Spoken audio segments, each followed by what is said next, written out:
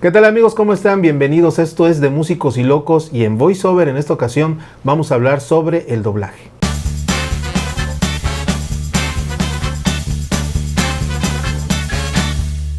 Amigos, muchísimas gracias por acompañarnos nuevamente aquí en nuestro programa de Músicos y Locos. Mi nombre es Carlos Saldaña y en VoiceOver, en nuestra sección, en nuestro episodio de VoiceOver tenemos a nuestra amiga Diana Lara. Diana, muchísimas gracias por estar aquí. Gracias, Carlitos. Gracias por invitarme. Yo súper contenta. Perfecto, eso veo y eso me agrada. Amigos, muchísimas gracias. Les reitero, por cierto, debería decirlo al final, pero lo voy a decir ahorita, lo voy a decir al final. Estamos ahorita, nos están viendo en YouTube. No dejen de apretar la campanita, no dejen de suscribirse a nuestro canal. Recuerden que seguimos en Spotify, Anchor, etcétera, en todas nuestras plataformas, porque esto sigue siendo un podcast. Diana, el programa de hoy, como ya comentamos en el inicio, vamos a hablar sobre el doblaje. Y yo te agradezco mucho porque además tú eres alguien que sabe, que lo ha hecho, sabe de qué se trata el doblaje.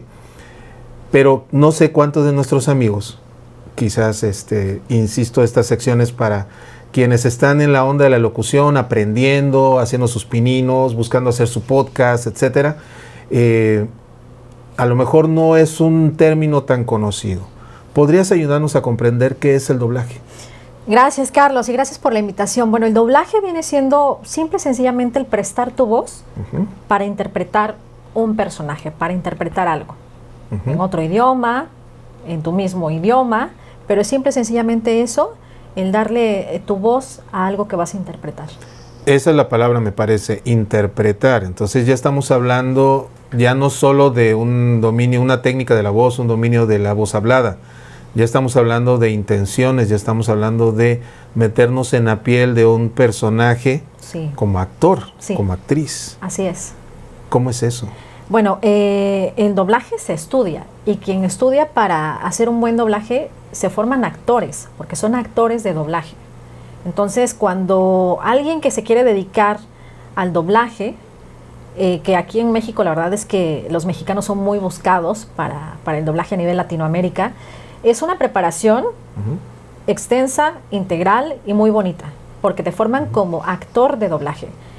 No solamente estás prestando tu voz para hacer un personaje, para hacer la voz de un documental, por poner un par de ejemplos, sino que cuando ya te toca interpretar algo a lo que le tienes que dar vida, pues entonces tienes que, como bien dices, meterte en la piel de lo que te están solicitando. Es dar tu voz, es dar tu intención, es actuarlo. Actuarlo, no te ven, pero lo estás interpretando. Entonces, eso es muy interesante, porque sí es cierto que hemos visto, sobre todo en los detrás de cámara y todos estos materiales que encontramos en YouTube, donde de repente en las caricaturas, sobre todo en los largometrajes de dibujos animados, donde de repente están estos actores o estas actrices muy famosas, muy famosos, interpretando, y entonces están con el micrófono y todavía les ponen aquí el recuadro con el personaje.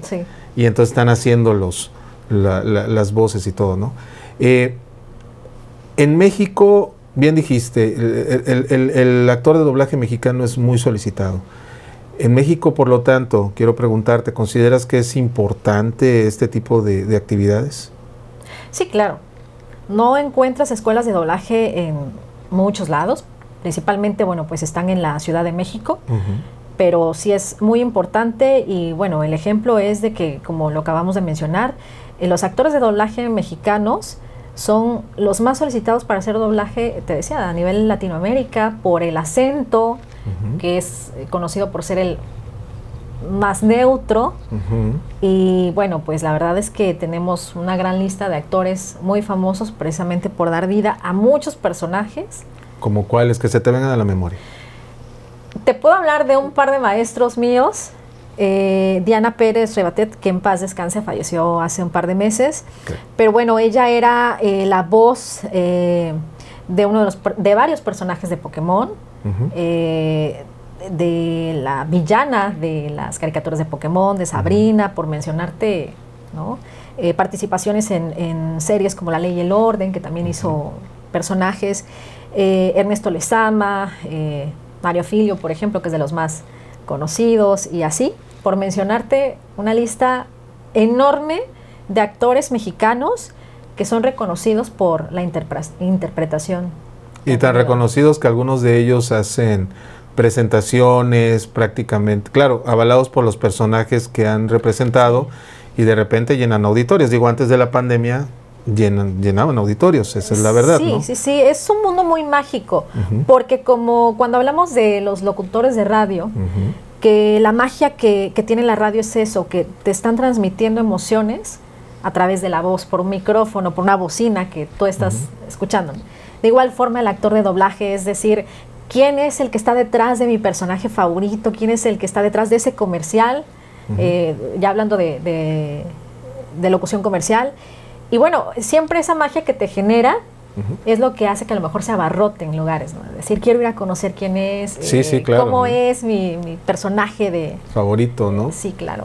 Ahora, voy a contar una anécdota que es muy conocida, creo que puede ser muy ilustrativa, y de ahí me gustaría que me ayudaras a encontrar consejos, comentarios y situaciones del doblaje. María Antonieta de las Nieves, conocida por el popularísimo personaje de Chespirito, del Chavo del Ocho, que era Chilindrina, perdón, aquí me están corrigiendo, de la Chilindrina, en un programa, ella comentaba, porque ella fue muy reconocida también como una gran actriz de doblaje, y ella mencionaba que en los 60s, Disney, una película, ella hizo casting de voz para 3 personajes y los 3 se lo dieron a ella. O sea, en la misma película, 3 diferentes voces, 3 diferentes, porque 3 personajes distintos. Sí. Entonces, hablando de la magia del doblaje y de la capacidad actoral, porque también hay que decirlo. Cuando tú estudiaste esta parte del doblaje, la gente que conociste, ¿cuáles fueron como los comentarios, las anécdotas que tú recuerdes o los consejos más como importantes que pudieras transmitirle a la gente ahorita? Mira, si me permites, te quiero platicar un poco de lo que se llevan como materias en una escuela de doblaje. La gente, bueno, cuando yo llegué de estudiante, pues me emocionaba. Me nació esta intención de estudiar doblaje porque yo veía mucho una serie que hasta el día de hoy es mi favorita, que es La Ley y el Orden. Y yo decía, bueno, ¿cómo le hacen? ¿Cómo será el detrás de cámaras para darle vida a un personaje? El drama, el llanto, las risas, la ambientación. Y a partir de eso investigué. Aquí en Veracruz, desafortunadamente, y ojalá y se pueda, tener academias o escuelas de doblaje. Pero bueno, investigué y me fui a la Ciudad de México.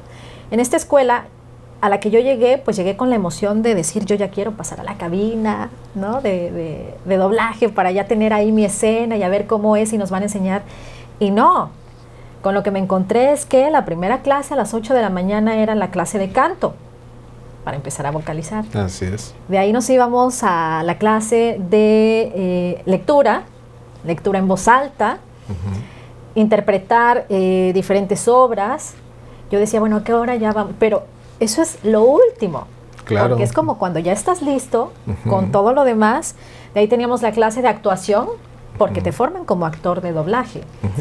Y la de expresión corporal. Y decía, ¿y para qué tengo que estar haciendo estos estiramientos si no estoy como ni en el ballet ni en la obra de teatro?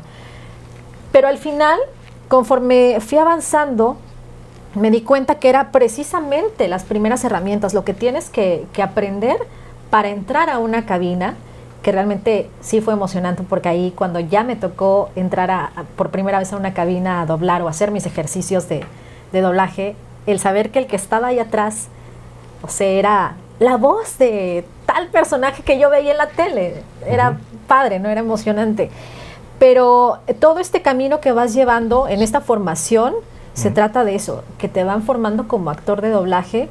Y esto que mencionas, como anécdota de María Antonieta de las Nieves, te habla de eso, de la capacidad actoral, de la versatilidad también, y de que ahí está también un poco de lo que se aprende cuando te preparas para hacer doblaje.